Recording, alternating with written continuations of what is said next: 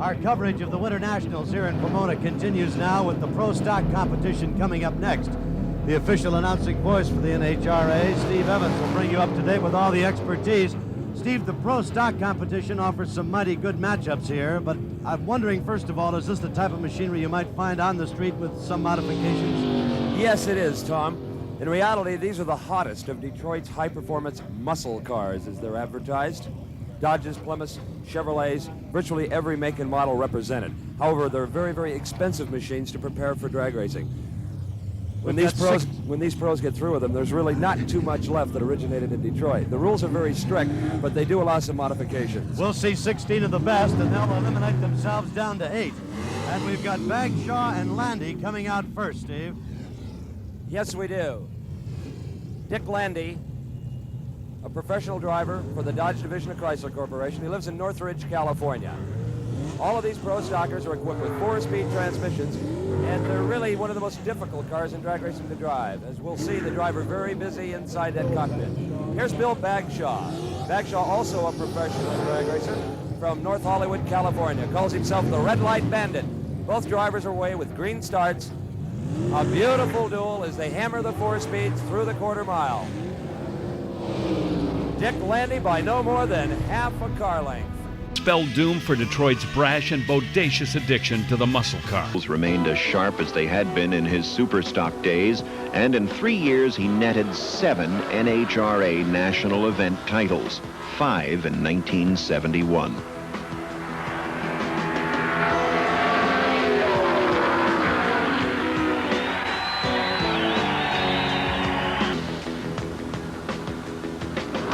For Dino Don Nicholson, success also followed in pro stock.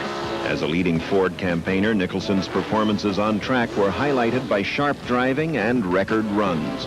Almost unlimited opportunities to create, to experiment, to overwhelm.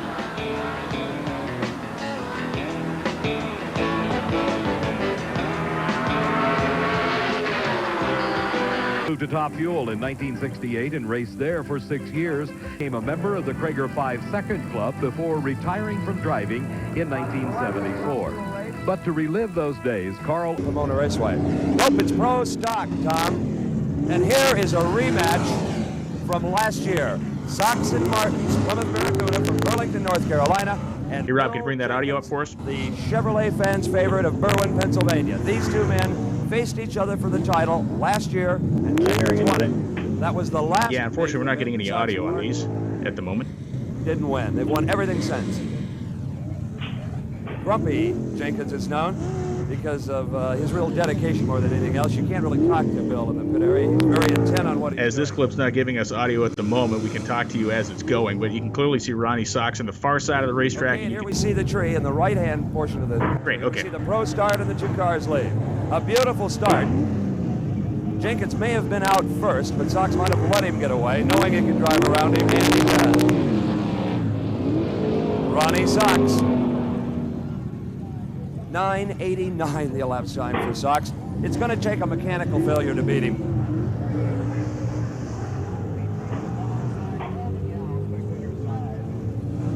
Okay, here is a replay of it. Another pro stock race. The action fast and furious, and from this vantage point, it's very difficult to get a hold of them sometime. In the left-hand lane, Akron Arlen Vanke from Akron, Ohio. Here in the tower lane, a Plymouth Barracuda to challenge him. Vanke is due for a major NHRA event win. He's been runner-up at 2 championships in 1970. He's got a race on his hands here. But he pulls it out. Arlen Vanke moving into the semifinals. Dick Landy in the tower lane. In the far lane is Wally Booth in a Chevrolet.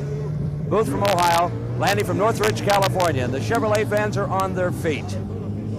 The Chrysler Corporation products have been ruling pro stock, but look at this, and they'll cheer for this one. Wally Booth. The crowd goes nuts. Wally Booth, the most successful Chevrolet here at the Winternationals thus far. 9:92, and here it is again. Wally Booth and Dick Landy, both in the far lane, and he's pulling away inch by inch. A full car length lead, and across the finish line. Wally Booth moving into the semifinals.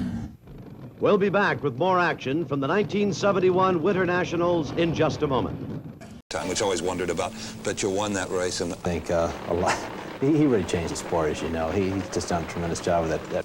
You just glowed all over when I said. Well, I was really proud of the thing, and it's with the visibility. You know, you got to understand, I'd had years and years behind the blowers of the slingshot, and I had plenty of fires and plenty of oil, and I was seeing little bitty bolts and nuts on the drag strip in this thing going down course, and it was a wonderful feeling.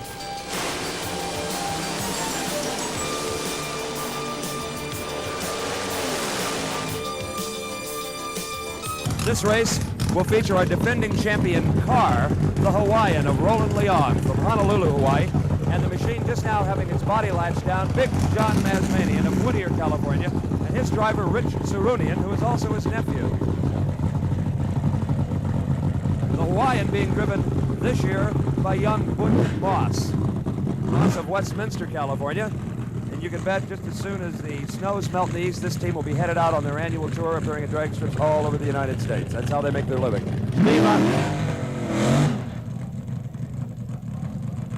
I can't compete with that burnout, Steve. You know, the burnouts really have added an awful lot to the show, not only as well as helping the elapsed time. Generally, at most drag strips around the country, the funny cars will go up to the starting line and do burnouts from the starting line, sometimes almost a full quarter mile and back all the way back up again. Obviously, there's not time for that at a big meet here like the Winternationals. I was about to comment that at first glance, a funny car just looks like a strange automobile. And then you see the driver sitting right dead in the middle of it, just as if it were any other type of racing machine, and you realize that it's something more than just what you'd see on the city street. That's true, and even though there's nothing on these automobiles that's stock, not even the body, they're made out of very, very lightweight fiberglass. They're just there's a strong product identity factor. The Chevy root for the Chevy funny cars, and the Ford for the Ford, and so forth. Masmanian, utilizing a Plymouth Barracuda appearing replica of a Plymouth Barracuda. Driver Richard Sarunian strapped in. He's completed his burnouts, and he'll meet the Dodge of Roland Leong, appropriately named the Hawaiian. Inside the cockpit, you can see Butch Moss. Moss moving up very slowly. These machines utilize a 2-speed transmission. They have onboard fire extinguishers and every conceivable safety device. The nitromethane fumes are very strong against the mast. An unbelievable wheel stand by Richard Sarunian. Moss blazes the tires to victory. You'll seldom see a funny car stand on the bumper like that, Tom. Take another look at it, Steve. It is really something. Incredible wheel stand, especially considering that the drivers think there's a lack of traction. Now, you'll see the front wheels start to go skyward. Sarunian not lifting at all. Rocks over, and it may bounce all the way up. There it goes. Almost all 4 wheels off the ground. It could have done some severe damage to that $20,000 car. Gene Snow for bringing the class to the attention of NHRA and legitimizing it finally. And it was only appropriate that in 1970, Gene Snow was the NHRA Funny Car World Champion. Snow at one time ran as many as 3 cars on the match race circuit, giving a lot of young drivers a chance at stardom.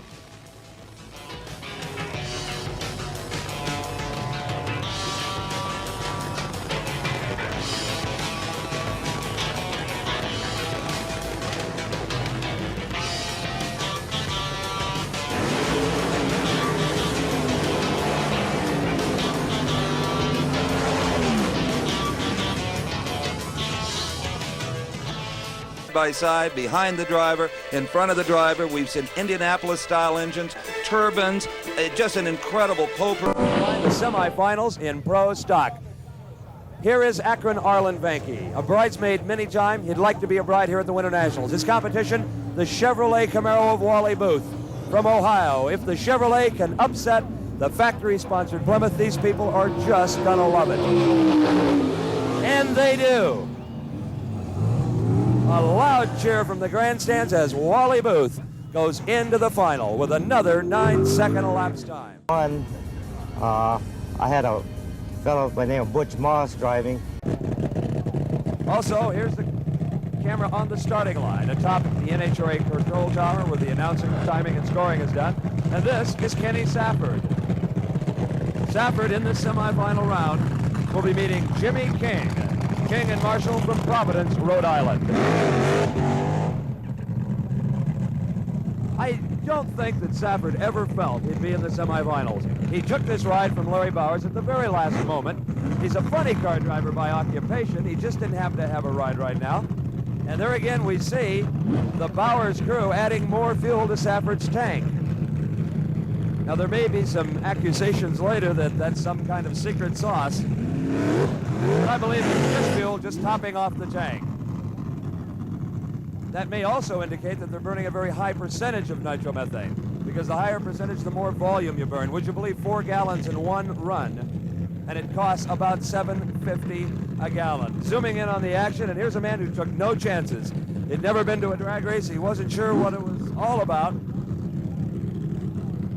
That's our cameraman who just wants to make sure he hears Mother when she calls him for supper tonight, that's all. Kenny Safford anxiously awaiting the pro start. King and Marshall in the far lane.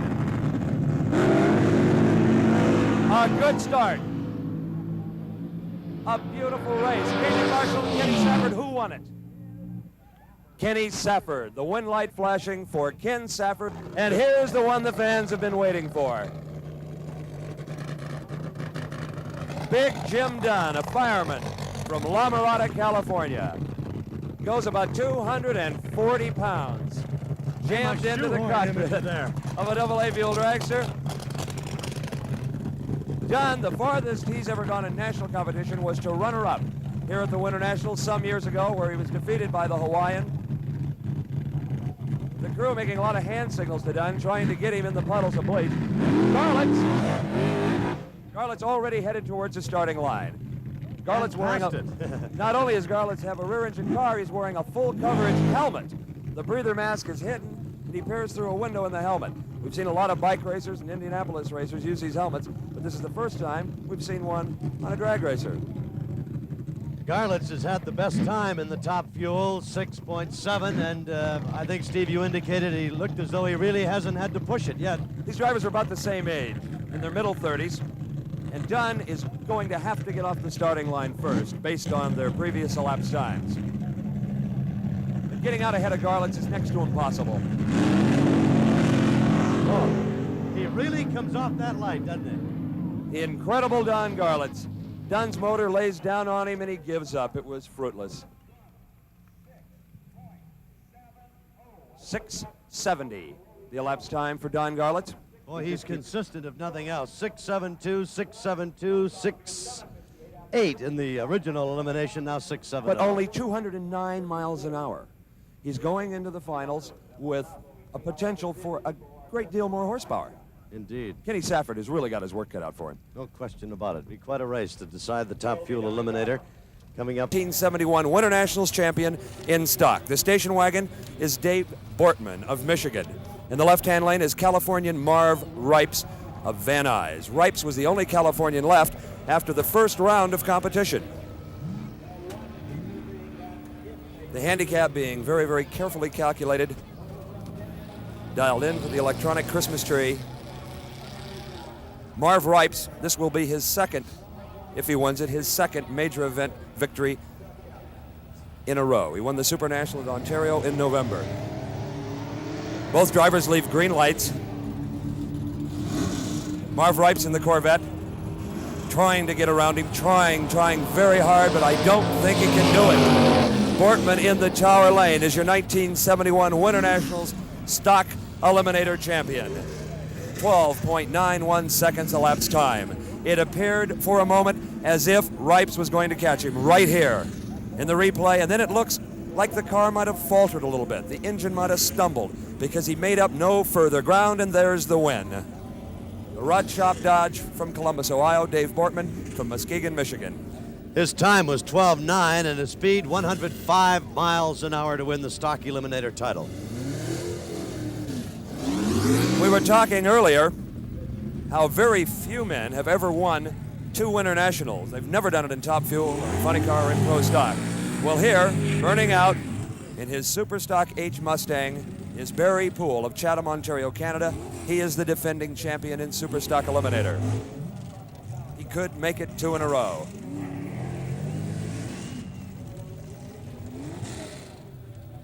They'll really abuse their equipment for these final runs, and it's well worth it. The Stock Eliminator champion here with contingency money, can make as much as $7,000. And Jim Clark hopes to go home and break that happy word to his family. Jim Clark's Hemi Express Dodge of Baldwin Park, California. So it's a Canadian versus a Californian. You see the tires wrinkling up. They have only as much air pressure as they possibly need. The tires wanting to spin right off of the rims. In fact, there's screws through the steel rims to hold the tires on the wheels. The final in Super Stock Eliminator. Handicap advantage to the Canadian in the Mustang. Jim Clark, still smoke coming from beneath the car, but it doesn't seem to hurt his performance. Clark, we couldn't call it. Let's see it. He did not drive around him. The Canadian, Barry Poole, is your winner in a Ford Mustang. We'll take a look at this one again also. Boy, this is some close competition, Tom. That was a race, as this replay will show right here as they come to the finish. Boy. If there'd have been another 10 feet and a quarter of a mile, I think your Winternationals champion would be Jim Clark, but it's not. It's Barry Poole. His speed was 121.62 miles an hour. His elapsed time, 11:28. There are only 12 machines remaining in this 1971 Winternationals. These are all final runs. The first car out for the final in modified Eliminator is the California Flash, as he's known, Butch Lill of Tulare, California. He is driving for Don Grothier of Oklahoma City. The competition will be a man well familiar with the winner's circle, Carroll Cottle, Amarillo, Texas. Cottle's 55 Chevrolet will have about a day and a half head start, Tom. Grothier is the much quicker car.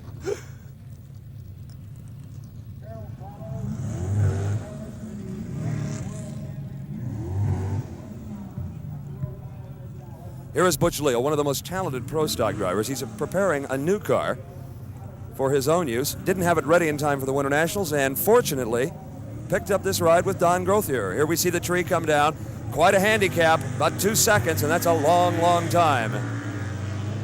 Butch Lill moving after Carroll Cottle, the Texan holding on. You know he's looking in the rearview mirror. Here comes Butch, the Texan, Carroll Cottle, the winner of modified Eliminator. Butch kept signaling for a left turn as he was going down the straightaway.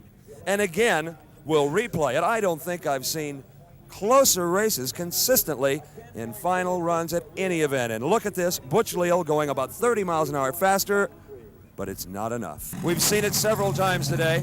We've seen it clock the quickest elapsed time ever for a car of this type, Don Enriquez. And Enriquez also won the Super Nationals in November. Our Super Nationals winners, even though they're getting into the finals here at Pomona, are having a hard time making it 2 in a row. Gene Adams with the baseball cap on, wiping down that tire, and he says, flog it out, Don. And here's Steve Woods, the competition from Fremont, California. The national record holder in the double B gas supercharged class, Steve and Rhonda Woods. Supercharged Chrysler, a 4-door prefix body. And this will be a long, long handicap. Steve Woods will be almost at the 1/8 of a mile before Enriquez is allowed to leave.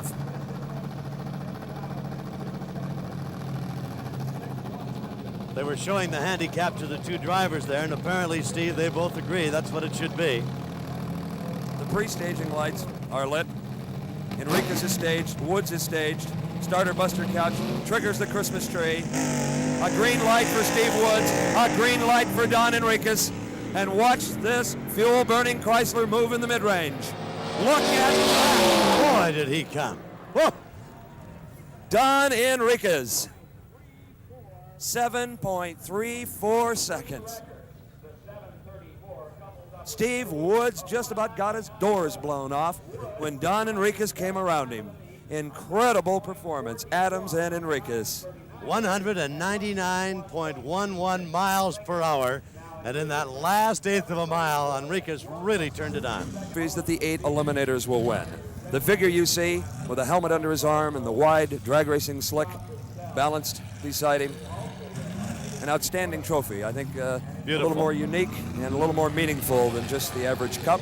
And the other trophies, that's typical of Class 1 awards and special awards. And here's our top gas final moving down. One of these trophies will belong to one of these gentlemen. Will it be Walt Stevens here driving the Odd Couple from Van Nuys, California? The Chevrolet engine is forward, the Chrysler is aft. We don't see any competition coming down for Walt Stevens. Where is Bill Mullins? Evidently, Mullins not able to make the call. That's a bitter blow. Oh, the twin-engine car from Birmingham, Alabama. Qualify for the finals and unable to get there. This is one of the few times that we've had a single run for the finale in an eliminator. Walt Stevens, you know he's just grinning from ear to ear behind that aluminum mask. He's also about $6,000 rich. And there he is with a V signal up in the air at 190 miles an hour. Walt Stevens, your 1971 Top Gas champ. We'll get his time and speed. Stevens was taking it easy. He had his hand up in the air. He had won the event. 825 for a car that has been running 740s and 750s. That's quite a lady. Race drivers seem to have foxy wives for some reason. This is Lynette Schartman, if anybody cares. And here is Wally Booth. I guarantee you that if Wally Booth defeats Ronnie Sox with this independent, unsponsored Chevrolet, this place will be bedlam.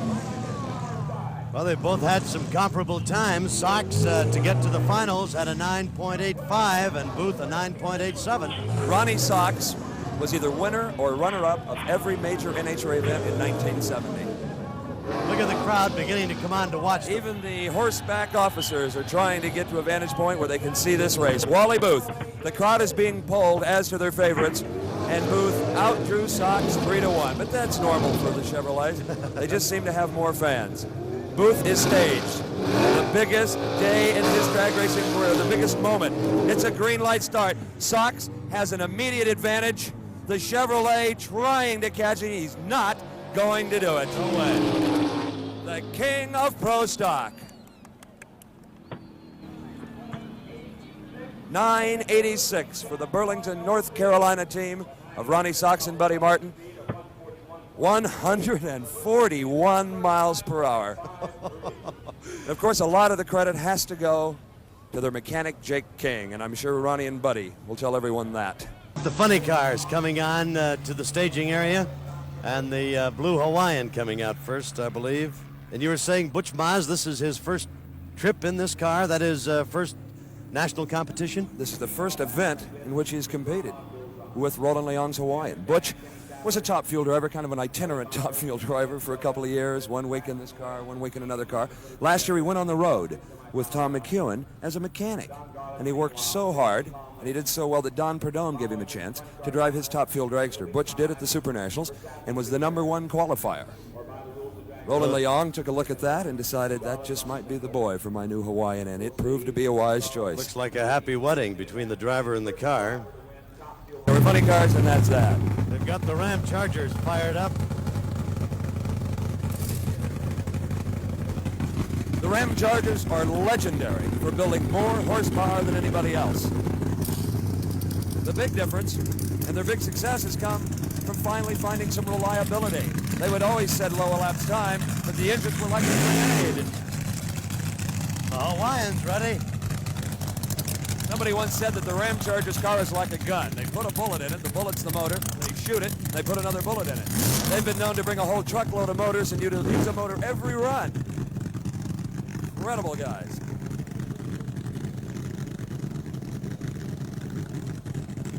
Roland Leong could make it 2 in a row.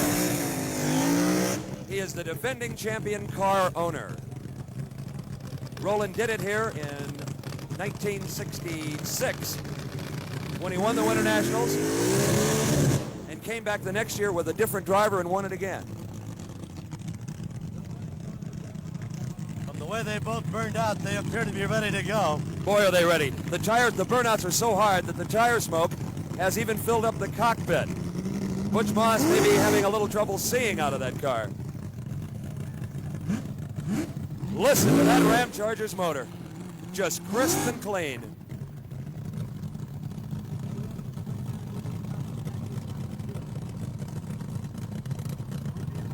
Moss hanging in the back, trying to get those extra burn-ins. I would imagine that pretty soon Buster is going to make him come to the starting line. That was probably what the owner of the car was talking to the starter about. He's got his man working a little extra hard on it. May very well be. May prove to be a wise move. A good strong burnout can be worth 15/100ths of a second sometimes. And that just could be the difference, the way these two machines have performed. Both cars are pre-staged. Neither driver wants to stage first. Finally, Goldstein does. Moss moves in behind him, and it's a beautiful start.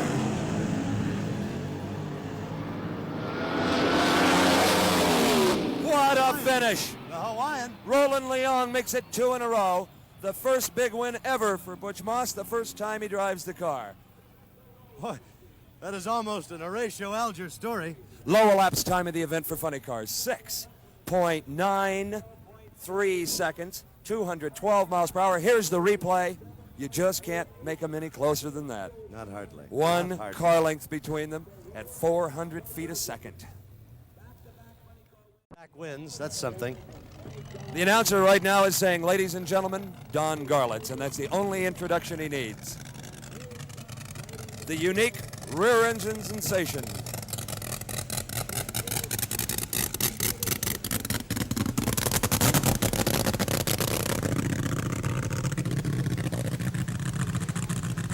It would appear, Steve, that Garlitz will have a free run at Top Fuel Eliminator.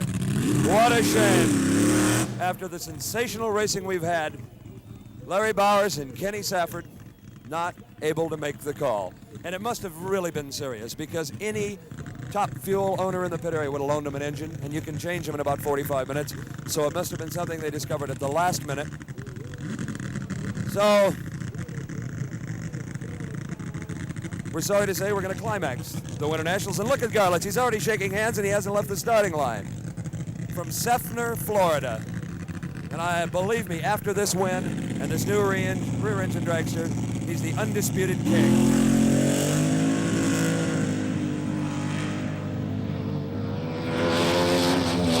And I think for the fans' sake, he smoked the tires on purpose. He did a little bit. He I put on think he quite a did. run for him. I don't know as how Safford could have caught him. That's not to demean Safford's car or the equipment or his ability as a driver, but Garlitz, as you indicated so many times throughout this telecast, appeared to be the class of the Top Fuel Eliminators in contention here today, and his car probably was not really pressed at any time. I think I know the answer to this question, but I'll ask you anyway.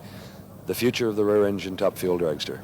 Well, I think it's here to stay. I believe that we'll see lots of cars built now because obviously the car is safer. The driver, I ran all day long, never got anything on my helmet or anything. It was just a nice, clean ride.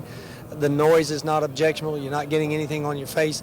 I believe we'll see a lot of cars. I believe this is the beginning of the end of the slingshot as we know it today. The rear engine dragster is certainly not a new idea, but it was never successful mainly due to handling problems, and you have absolutely none.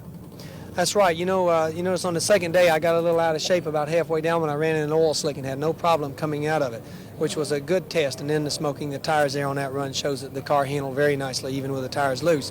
So I really don't know why they never have worked before. I think possibly it was a combination of tires and clutch. The things that we have today make it possible, where they didn't have those a few years ago. Well, you are truly the big daddy after this.